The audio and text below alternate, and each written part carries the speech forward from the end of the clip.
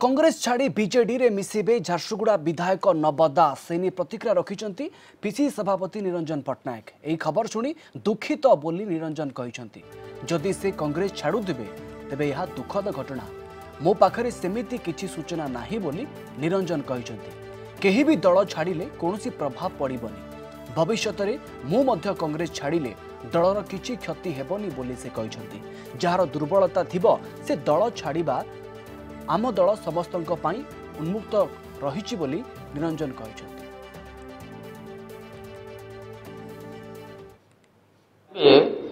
ये खबर जहाँ मिली से दुखित किंतु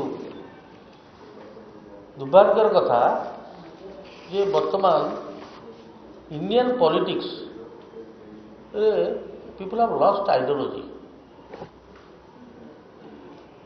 There is no ideology.